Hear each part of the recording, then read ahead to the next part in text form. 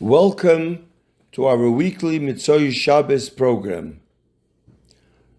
At the end of this program, or maybe even next week's program, because next week will be a continuation, I want to share with you a shocking letter that an 11-year-old boy wrote to the Rebbe.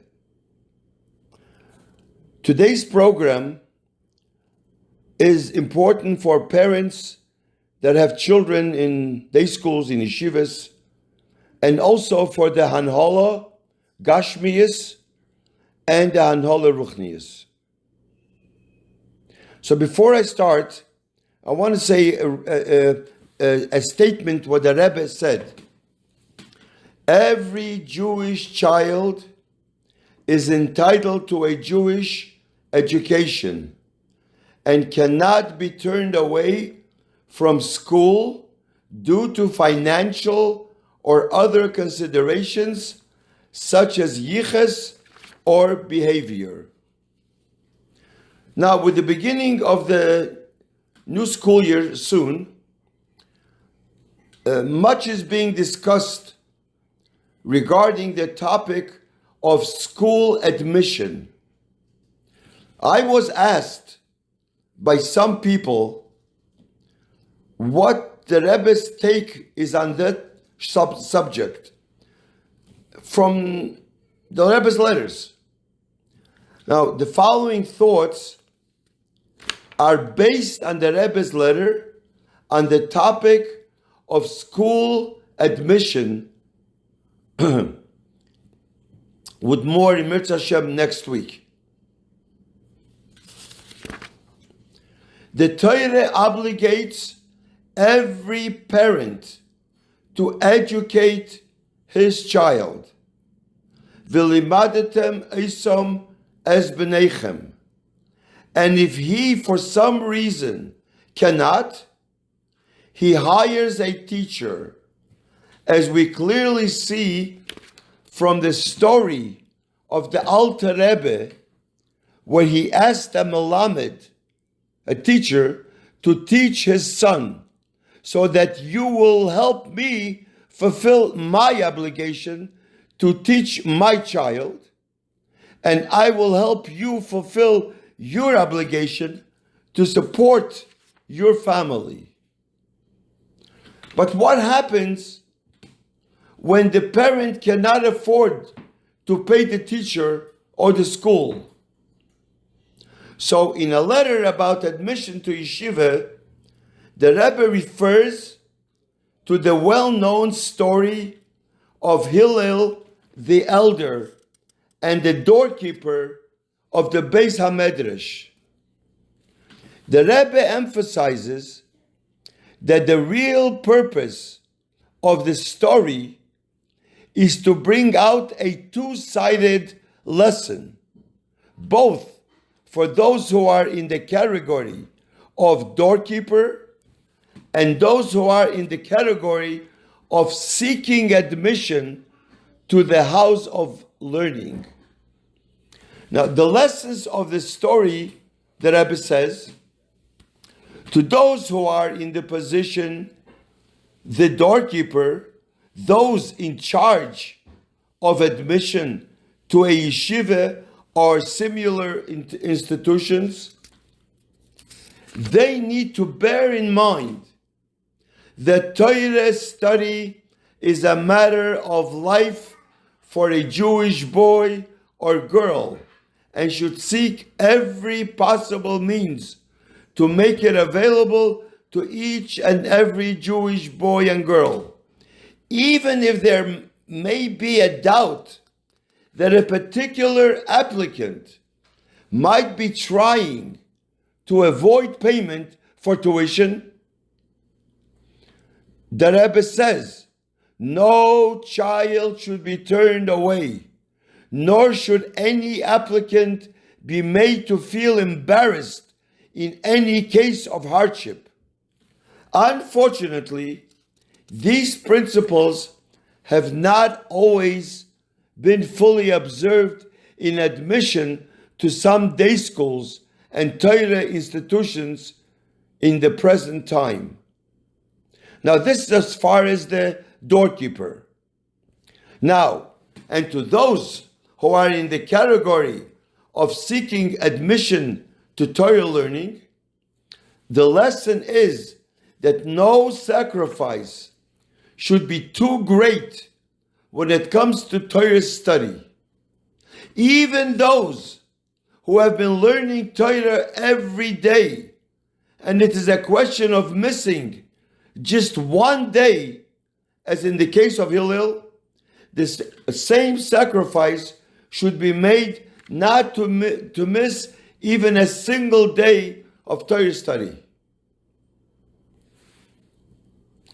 Now, in the Rebbe's letters, has to be studied carefully. Now, we see the teachings of the Rebbe. Let us analyze and understand the Rebbe's words. The Rebbe includes both boys and girls. Torah study is a matter of life for both. The doorkeeper, that's the financial administration of the yeshiva or of the day school, should seek every possible means so that every boy and girl gets the Torah education.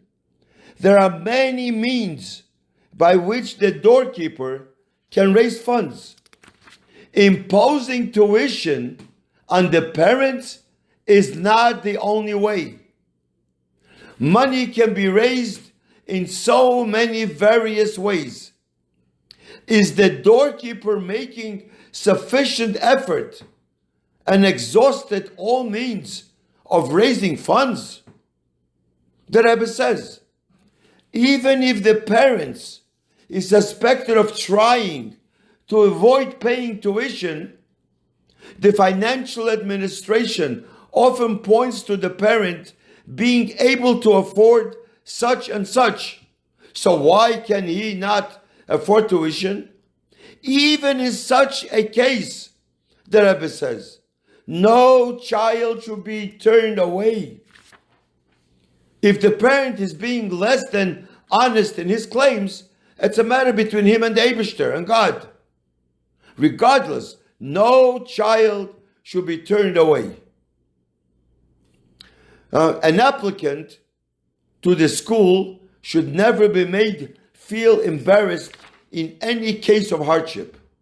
Sadly, all too often, parents are squeezed and pressured with shocking words of advice and are treated poorly and embarrassed when applying for admission. Is this the Rebbe's way?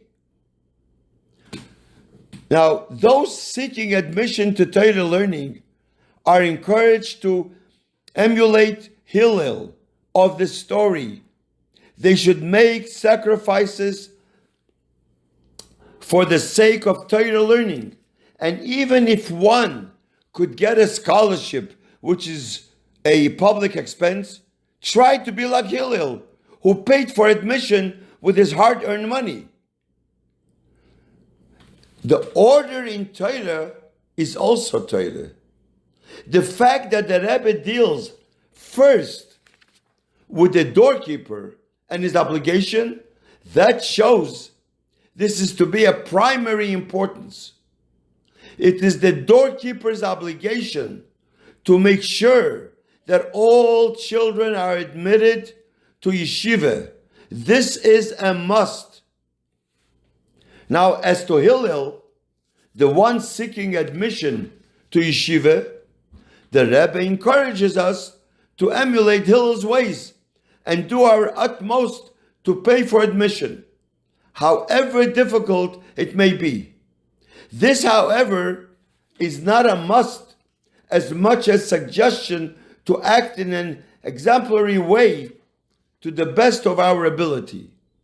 The Rebbe makes it a point to mention Hillel's character and humility as related in the Talmud, which explains why he went to such length not to accept charity or any special favor. But how many can display such sacrifice? The least we should do is look to Hillel for inspiration. Aim for some measure of sacrifice for Torah learning. Yet, however much we do or don't succeed in this, in no way can the child be denied admission. It can't be overemphasized. Now the Rebbe continues, schools work for the parents, not the other way around. They are here to serve the parents. Of course, parents should pay what they are able to pay tuition, but they should not be pressured, intimidated, or embarrassed by the financial administration. All parents should be treated with the same respect and consideration, regardless of their financial status or family lineage. We see in many cases that this is not done. No child can be refused admission to learn Torah, girl or boy, even if tuition was not paid, period. Now, donors to our schools donate for exactly for this purpose. That's what they donate, for children to learn Torah, so that no child should be denied what is rightful, his, to give a Jewish education.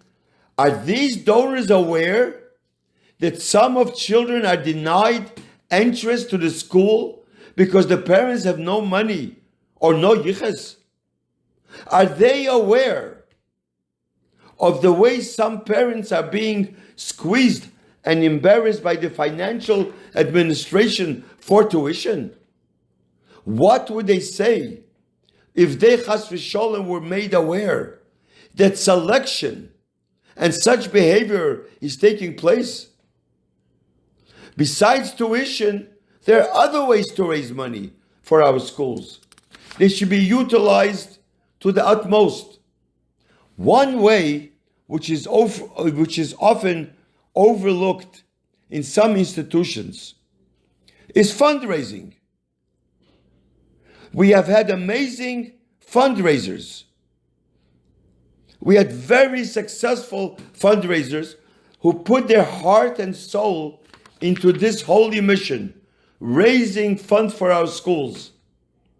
L'moshel, I remember when I was a Bachar, we lived in Cleveland, the Rashag, the Rebbe's brother-in-law, he himself went a knocking on people's door, fundraising. I remember Rabbi Weinberg, all of us Sholim, Rabbi Talashevsky, Rabbi Kramer of Montreal, and more, and others. It is well known that even the spiritual administration, the Anhola Ruchnias of many Torah institutions, even Litvische Rosh Yeshivas, exert tremendous effort in fundraising. This they would do especially during the summer break. I heard this from Rabbi Tenenbaum, the Menayel of the Lubavitcher Yeshiva, with whom I worked, Zan Ogeshet, for a number of years. It is these devoted mechanchim who show the way to do this. Members of the administration should not sit in a comfortable office and squeeze parents for that which they should be bringing in. Now, even the Frierdiker Rebbe and the Rebbe himself often exerted effort to bring in funds for our schools. It is my sincere wish that the schools and parents will take the words of the Rebbe to heart and act appropriately each fulfilling his duty and obligation to education of our dear children. This will bear, Ezra Hashem, give much nachas to the Rebbe and to each of us and our children and our children. And we will, Limit Hashem, discuss in the future, in next week's program, about spiritual, the Ruchnisdike Hanhole, and about the Gashmisdike Hanhole, specifically what they have to do. And this is all based on the Rebbe's words. In Mirz Hashem, next week, we will continue our weekly program. Thank you.